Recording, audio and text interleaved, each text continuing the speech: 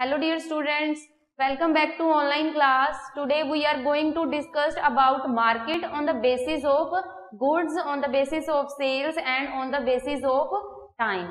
Last concept में हमने what is mean by market, market क्या होती है and type of market like local market on the basis of area में basis of area के according हमने मार्केट को डिफाइन किया था लाइक जैसे local market, regional market, national market and international market. तो हमारा जो आज का कंसेप्ट है वो है market on the basis of goods.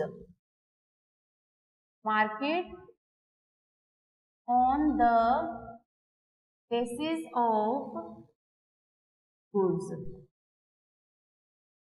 Clear है। तो देखो basic of on the basis of goods there are, अब देखो गुड्स की बेसिस पे हमारे पास मार्केट है, common market, specific market, sale by sample and sale through grading and online market.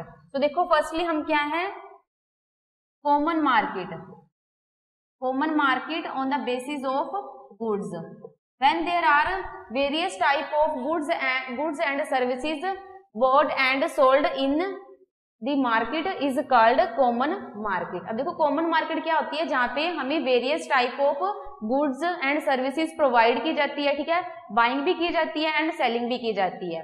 Okay, then it is called common market. Like हम अगर village में रहते हैं लोग, ठीक है, या सिटी में, तो एक विलेज एंड सिटीज में क्या होते हैं जहाँ पे हमें fruits, vegetables, services, Maruti, Toyota, ठीक है, एंड या फिर और क्या है कि हमें ऑर्नामेंट्स, ये सब कुछ क्या है हमें एक ही मार्केट में प्रोवाइड हो जाती है। देन उस मार्केट को हम क्या कहते हैं, कॉमन मार्केट।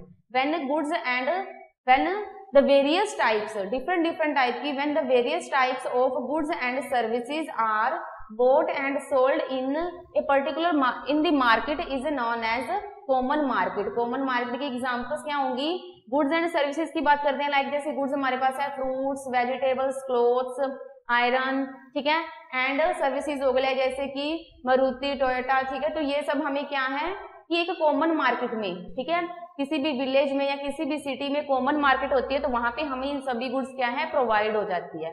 तो उस मार्केट को हम क्या कहते हैं, कॉमन मार्केट। नेक्स्ट मार्केट है स्पेसिफिक मार्केट।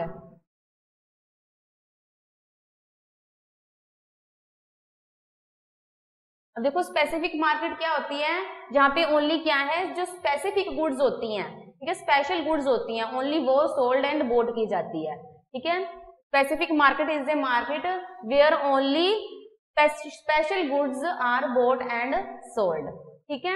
एंड देखो लाइक जैसे स्पेशल मार्केट की हम एग्जांपल लेते हैं, वेजिटेबल मार्केट, जहाँ पे ओनली हमें वेजिटेबल्स प्रोवाइड होंगी, फ्रूट मार्केट।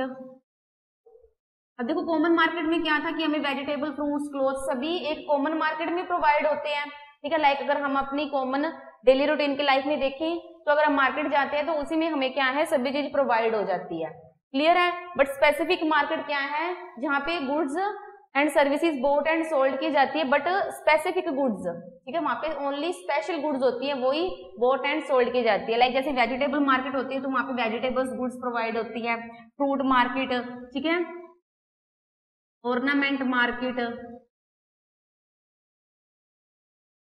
आयरन मार्केट जहाँ पे हमें आयरन का मटेरियल प्रोवाइड होगा, एक्सेट्रा, या फिर cloth market, clothes market, etcetera, clear है। नेक्स्ट है सेल बाय सैंपल।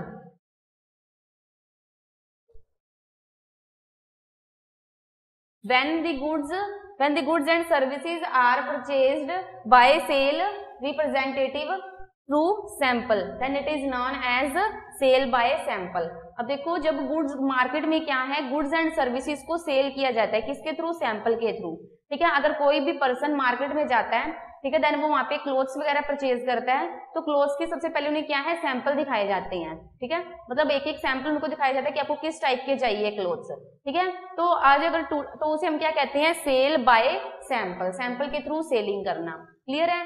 तो आज के टाइम पे क्या है कि मोस्ट ऑफ दी जो कंपनीज है वो अपनी सेलिंग है वो किसके थ्रू कर रही है? सैंपल के थ्रू कर रही है। क्लियर है? मतलब कि वो अपनी गुड्स को सेल करने के लिए सैंपल यूज करते हैं। पहले क्या है, पर्सन को सैंपल दिखाएंगे और उसके बाद क्या है, सैंपल के थ्रू क्या है वो अपनी गुड्स को सेल करते हैं। क्लियर है? सो सेल बाय सैंपल क्या होता है? जिसमें गुड्स को परचेज किया जाता है by sale representative through sampling. ठीक है, नेक्स्ट है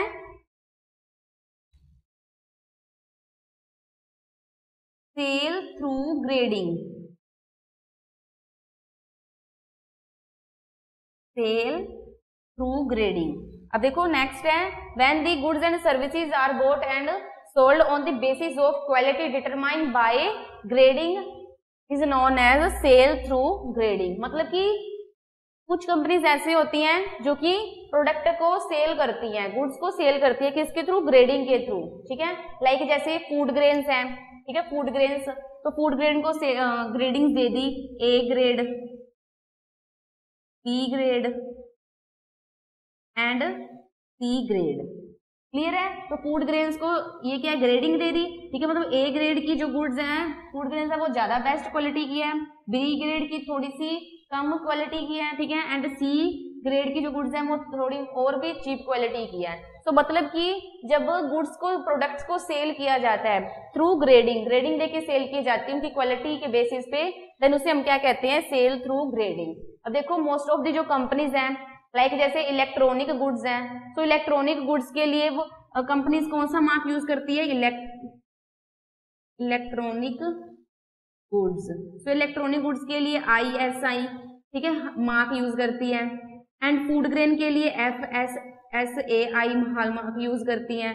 एंड वैल्यूएबल गुड्स होती हैं, जो प्रीशियस गुड्स होती हैं, लग्जरी गुड्स, वैल्यूएबल गुड्स होती हैं, उनके लिए हॉलमार्क का साइन यूज किया जाता है।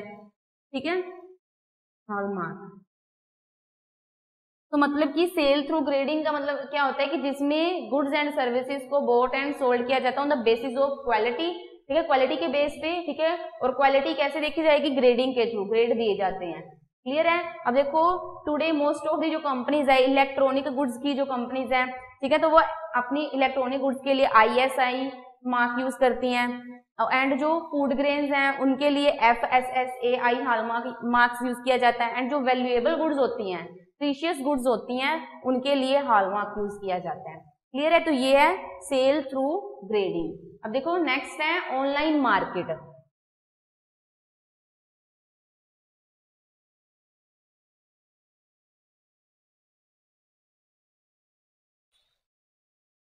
When goods and services are bought and sold in through online.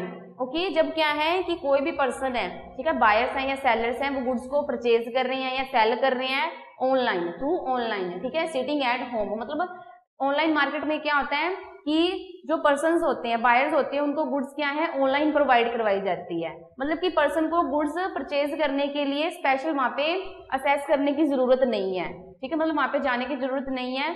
Online market में क्या होता है कि जो कंज्यूमर है या जो पीपल है वो क्या है घर बैठे ही क्या है सिटिंग एट होम में वो गुड्स को परचेज कर सकते हैं थ्रू ऑनलाइन सिस्टम। सो ऑनलाइन मार्केट क्या होती है जिसमें goods and service, online market में भी बायर्स एंड सेलर्स होते हैं। ठीक है, बायर्स जो परचेज करते हैं, सेलर्स जो सेल करते हैं कमोडिटीज को।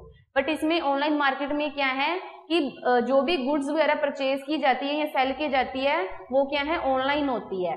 तो इसमें जो बायर्स हैं उनको गुड्स परचेज करने के लिए पर्सनली जो सेलर्स हैं उनके पास असेस करने की जरूरत नहीं होती। ठीक है, वो घर पे बैठ के ही गुड्स वगैरह को परचेज कर सकते हैं थ्रू ऑनलाइन सिस्टम, लाइक जैसे कि Flipkart, Amazon, home shop. Clear है? तो वहां से वो क्या है ऑनलाइन गुड्स एंड सर्विसेज को परचेज करते हैं। तो उस मार्केट को हम क्या कहते हैं? Online market. Online market is a market in which where goods and services are bought and sold through online system.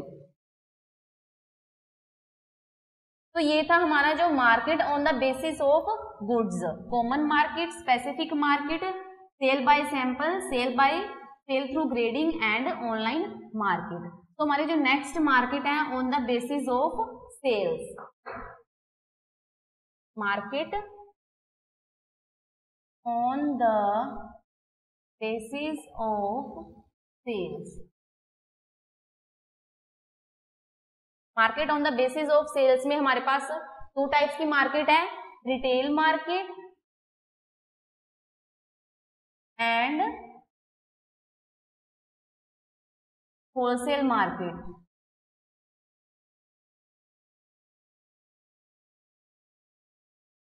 अब देखो what is market on the basis of sales. There are 2 types, retail market and wholesale market. So firstly, what is retail market? When goods and services are bought and sold in a small quantity.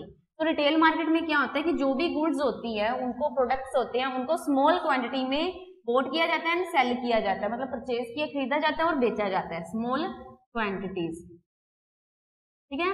And the price in retail market, ठीक है, and the price of goods in retail market is maximum in comparison wholesale market. तो retail market में जो goods के price होते हैं वो भी क्या है, ज्यादा होते हैं, ठीक है, मोर होते हैं in comparison wholesale market. Clear है। एंड रिटेल मार्केट में क्या होता है कि जो गुड्स हैं एंड सर्विसेज हैं उनकी क्या है, स्मॉल क्वांटिटी को बॉट एंड सेल किया जाता है। लाइक जैसे कि एक कॉलोनी है, ठीक है, सो उसमें एक प्रोविजन स्टोर है जहाँ पे आपको गुड्स एंड सर्विसेज प्रोवाइड होती है। प्रोविजन स्टोर में प्रोडक्ट कॉलोनी में एक प्रोविजन स्टोर है, ठीक है, तो वहाँ पे गुड्स प्रोवाइड होती है, ठीक है। हमें एक पर्टिकुलर कॉलोनी की बात करनी है, ठीक है, तो यहाँ पे क्या है कि एक पर्टिकुलर कॉलोनी में है ये प्रोविजन स्टोर। तो जो कॉलोनी की जो कॉलोनी में पर्सन रहते हैं तो वो ही क्या है, उन गुड्स को परचेज करेंगे, ठीक है। तो मतलब कि वो क्या है कि रिटेल मार्केट में क्या है, प्रोविजन स्टोर की बात करेंगे तो जो कॉलोनी के पर्सन होंगे वही ओनली प्रोविजन स्टोर से गुड्स परचेज करेंगे। तो मतलब कि रिटेल मार्केट में जो गुड्स हैं वो सोल्ड की जाती है, बोट की जाती है, खरीदी जाती है इन स्मॉल क्वांटिटीज। सो इसीलिए जो रिटेल मार्केट है इसमें गुड्स के जो प्राइसेस हैं वो क्या है, हाई होते हैं। क्लियर है। अब नेक्स्ट देखो होलसेल मार्केट। होलसेल मार्केट में क्या होता है, when the goods and services are bought and sold in large quantity. Wholesale market में क्या होता है कि जो गुड्स होती हैं उन्हें क्या है, लार्ज क्वांटिटी में बोट एंड सेल किया जाता है, large quantities boat and sold. Because जो होलसेल मार्केट है वो एक पर्टिकुलर कॉलोनी के लिए तो नहीं होती है, ठीक है। होलसेल मार्केट में क्या है कि डिफरेंट एरिया के लोग, एरिया के जो पीपल है वो जाते हैं मार्केट में और गुड्स वगैरह परचेज करते हैं। तो होलसेल मार्केट में क्या है, जो गुड्स एंड सर्विसेज बोट की जाती है, सोल्ड की जाती है, वो क्या है, लार्ज क्वांटिटी में की जाती है। फॉर एग्जाम्पल जैसे कि एंड होलसेल मार्केट में जो प्राइस है, the price of goods in wholesale market is comparatively less, ठीक है, इन रिटेल मार्केट। मतलब कि होलसेल मार्केट में जो गुड्स का प्राइस है वो क्या है, रिटेल मार्केट के कंपैरेटिव, ठीक है, कंपैरिजन में देखें तो वो कम होता है, ठीक है, बिकॉज होलसेल मार्केट में large number of goods and services boat and sold की जाती है, सो इसीलिए जो प्राइस है वो कम होती है। बट रिटेल मार्केट में मतलब small quantities of goods and services sold की जाती है, सो इसीलिए रिटेल मार्केट में जो प्राइसेस है वो इंक्रीज होते हैं। अब देखो अगर हम होलसेल मार्केट, होलसेल की शॉप पे जाते हैं, ठीक है, मार्केट में से कुछ भी परचेज करना, होलसेल की शॉप पे जाते हैं तो वहां पे हमें क्या है कि कोई भी प्रोडक्ट अगर हम परचेज करेंगे तो वो हमें क्या है, रिटेल मार्केट के कंपैरिजन कम प्राइस में प्रोवाइड होगा। तो इसके अगर हम एग्जांपल्स ले होलसेल मार्केट के लिए, जैसे vegetable market, fruit market, hardware, iron etcetera. Okay, तो वेजिटेबल होलसेल मार्केट में, होलसेल की अगर वेजिटेबल मार्केट ले तो वहां पे हमें क्या है, जो गुड्स हैं वो कम रेट में प्रोवाइड होगी। क्लियर है। तो ये था हमारा market on the basis of sales. अब नेक्स्ट कंसेप्ट है market on the basis of time.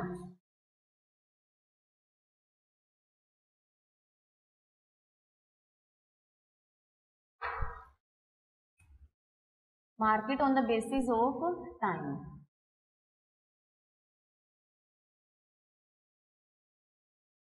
देखो market on the basis of time, on the basis of time में मार्केट को फर्दर 4 टाइप्स में डिवाइड किया गया, 4 कैटेगरीज में। फर्स्ट है very short period market, long short period market, long period market and fourth very long period market. तो यहाँ पे जो on the basis of time का मीनिंग ये नहीं कि हम टाइम पीरियड की बात कर रहे हैं, short period market, long period market. यहाँ पे टाइम का जो मीनिंग है, ठीक है, वो क्या है, हम डिमांड एंड सप्लाई के अकॉर्डिंग बात कर रहे हैं, ठीक है, कि market on the basis of time में हम वेरी शॉर्ट पीरियड या लॉन्ग पीरियड, पीरियड मतलब लॉन्ग पीरियड ये क्या एक टाइम है, इसकी बात नहीं कर रहे। इसमें हम on the basis of time में जो डिमांड एंड सप्लाई है, ठीक है, उसके अकॉर्डिंग मार्केट की बारे में डिस्कस करेंगे। तो firstly on the basis of time को फर्दर 4 कैटेगरीज है इनकी। फर्स्ट है वेरी शॉर्ट पीरियड मार्केट,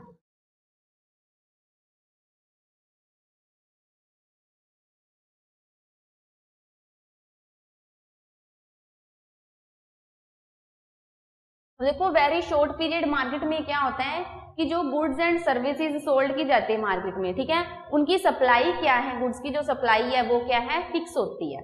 मतलब सप्लाई में कोई भी चेंजेस नहीं होते हैं, बट जो डिमांड है वो क्या है, इंक्रीज होती रहती है, ठीक है, मतलब इंक्रीज और डिक्रीज होती रहती है, बट जो सप्लाई है वो चेंज नहीं होती।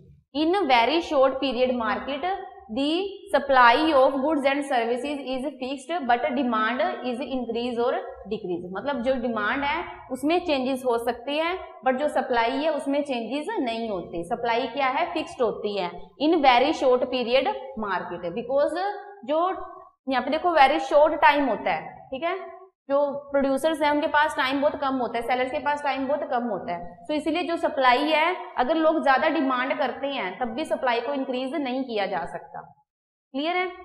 तो जो वेरी शॉर्ट पीरियड मार्केट में हम क्या है, जो पेरिशेबल गुड्स होती हैं, पेरिशेबल गुड्स लाइक जैसे vegetable, fruits, egg, milk etcetera. तो वेरी शॉर्ट पीरियड मार्केट में जो हम क्या है, पेरिशेबल गुड्स को इंक्लूड करते हैं। And which are the perishable goods, vegetable, fruits, egg, milk etcetera.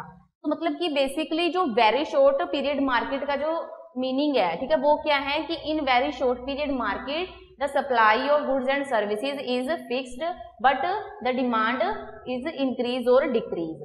Very short period market में जो सप्लाई है गुड्स की वो तो फिक्स होती है, बट जो डिमांड है वो क्या है, चेंज होती रहती है। क्लियर है? अब देखो इसको हम एक फिगर की फॉर्म में एक्सप्लेन करेंगे। वाई एक्सिस, एक्स एक्सिस, तो यहाँ पे हमने क्या है, प्रोडक्शन ली है, क्वांटिटी ऑफ प्रोडक्शन, एंड यहाँ पे जो वाई एक्सिस है, वाई एक्सिस पे प्राइस को प्रेजेंट किया एंड एक्स एक्सिस पे प्रोडक्शन पे क्वांटिटी ऑफ प्रोडक्शन। ठीक है, देखो ये क्या है हमारी वेरी शॉर्ट पीरियड सप्लाई, जिसे हम VPS से डिनोट करते हैं। मतलब कि जो सप्लाई है वो क्या है, फिक्स है, OQ क्वांटिटी। कोई भी कमोडिटी की, फ्रूट्स की, ठीक है, किसी भी पर्टिकुलर प्रोडक्ट की, एप्पल की अगर हम बात करें, ठीक है, तो एप्पल की जो क्वांटिटी है वो कितनी प्रोडक्शन हुई है, OQ। ठीक है, मतलब कि ये क्या है हमारी जो कर्व है, ये क्या है, supply, very short period supply. Clear है? अब देखो, एंड जो प्राइस का लेवल है वो है OP।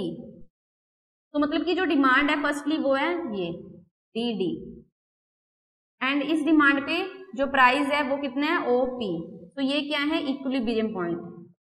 ठीक है, ये क्या है, इक्विलिब्रियम पॉइंट। देखो यहाँ पे जो अगर वेरी शॉर्ट पीरियड मार्केट में देखें कि डिमांड अगर DD है, ठीक है, ये जस्ट हमने माना है, डिमांड अगर DD है, देन जो प्राइस है मतलब कितना है प्राइस, तो डिमांड कहाँ पे कट करी है, इस E पॉइंट पे। ठीक है, तो मतलब कि प्राइस कितना है यहाँ पे OP, एंड क्वांटिटी कितनी है प्रोडक्ट की, एप्पल की, OQ। ठीक है, अब देखो कि अगर लोगों की डिमांड इंक्रीज होती है, D से D1 हो जाती है, D11, very short period market में अगर डिमांड इंक्रीज होती है, ठीक है, तो डिमांड इंक्रीज होने से सप्लाई में कोई भी चेंजेस नहीं आते। सप्लाई क्या है, वाई एक्सिस के पैरेलल है, बिल्कुल समान है, जैसे वाई एक्सिस है वैसे ही सप्लाई है। तो मतलब कि वेरी शॉर्ट पीरियड मार्केट में अगर डिमांड इंक्रीज होती है, D से D1 D1 होती है, देन क्या है, सप्लाई को तो हम क्या है, चेंज नहीं कर सकते, वो तो फिक्स है। तो इसीलिए जो प्राइजेस है वो क्या है, इंक्रीज हो जाती हैं, E1, और ये न्यू इक्विलिब्रियम पॉइंट बन जाएगा E1। क्लियर है? बिकॉज सप्लाई तो कंप्लीट, अब लोगों की डिमांड इंक्रीज हो रही है तो उनकी डिमांड को कंप्लीट नहीं किया जा सकता, तो इसलिए जो प्राइजेस हैं वो क्या है, इंक्रीज हो जाती हैं।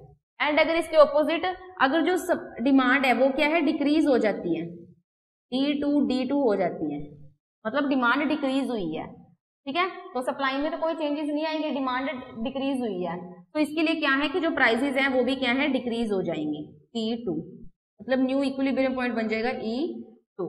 तो ये है very short period market. Very short period market में सप्लाई फिक्स्ड होती है, तो इसीलिए पहले अगर हम देखें कि डिमांड DD है, देन उस पर जो प्राइस का लेवल है वो है OP एंड सप्लाई OQ है, ओके। और अगर देखो कि डिमांड इंक्रीज होती है, ठीक है, D से D1 होती है, तो क्या है, प्राइसेस इंक्रीज हो जाएंगे। डिमांड इंक्रीज होने से लोगों की डिमांड कंप्लीट नहीं हो सकती, बिकॉज सप्लाई फिक्स है, तो इसीलिए प्राइसेस इंक्रीज हो जाएंगे। तो जो न्यू हमारा इक्विलिब्रियम पॉइंट होगा वो होगा E1। अगर डिमांड डिक्रीज हो जाती है, ठीक है, तो सेलर्स ने के पास जितनी भी गुड्स हैं उनको वो सेल करने के लिए क्या करते हैं, प्राइस को डिक्रीज कर देते हैं। सो इसीलिए जो डिमांड कर्व है, ठीक है, वो डाउनवर्ड शिफ्ट हो जाएगी D2 and new equilibrium point हो जाएगा E2। तो मतलब प्राइस में चेंजेस हो रहे हैं, डिमांड में चेंजेस हो रहे हैं, बट जो सप्लाई है उसमें चेंजेस नहीं हो रहे। Quantity of production only OQ है। क्लियर है। तो ये था हमारा very short period market.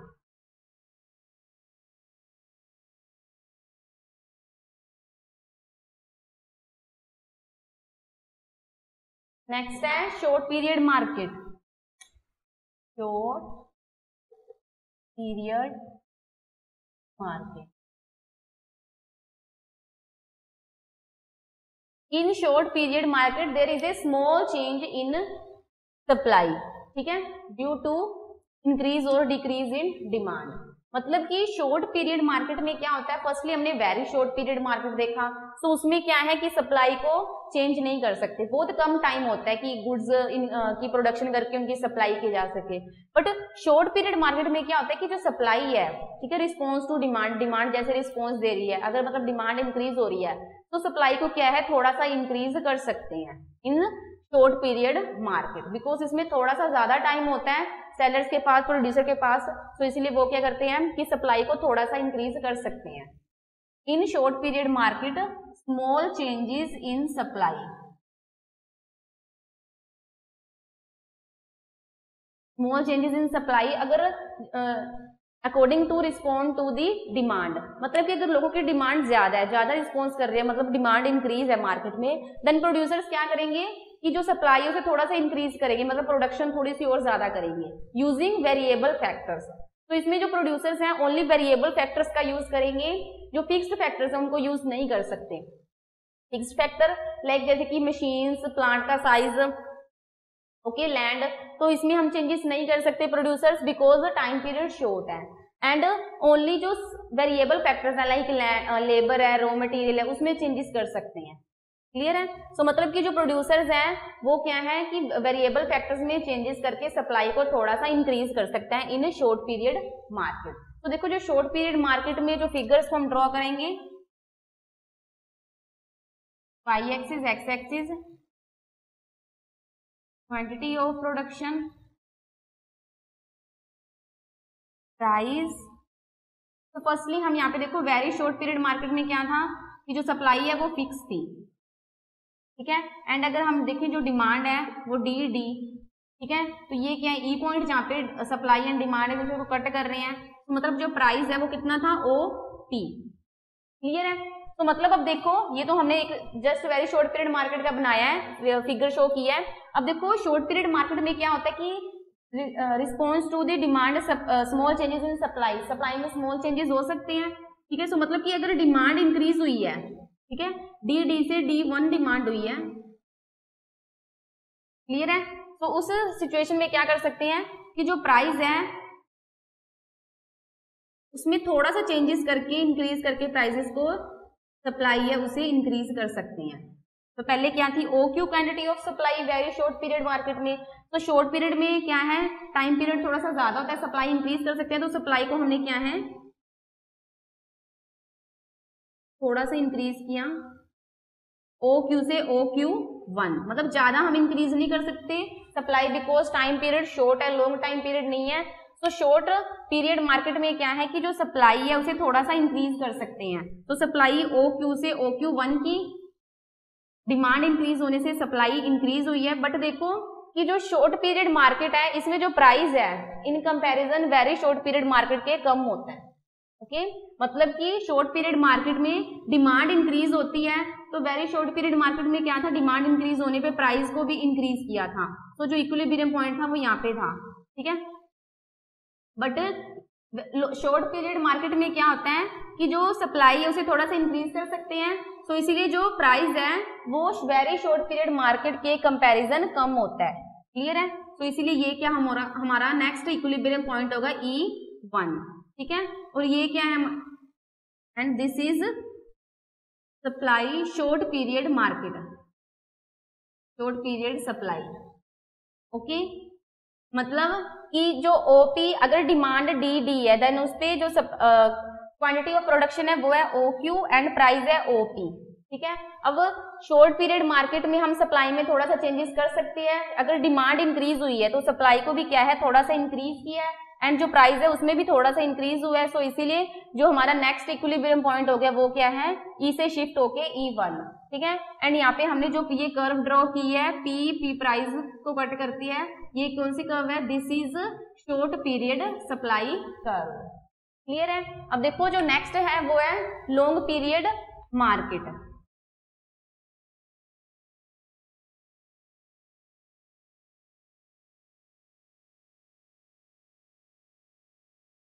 Long period market,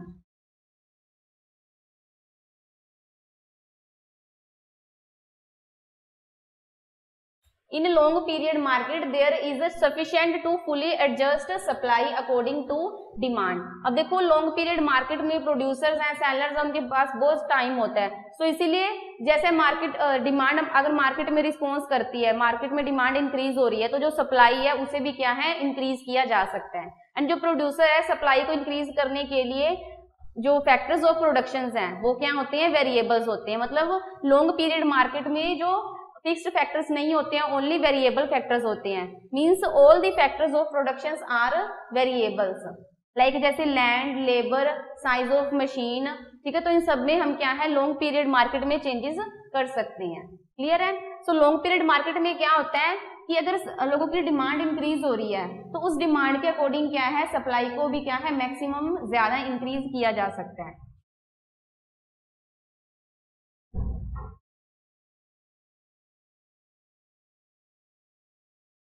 Y axis, X axis price, quantity of production. So firstly this is very short period supply, OQ quantity of production, if demand is D, then जो equilibrium point है वो होगा E, and in this point the price is OP। तो ये है very short period market. अब देखो कि अगर डिमांड इंक्रीज होती है शिफ्ट होके D1 D टू D1,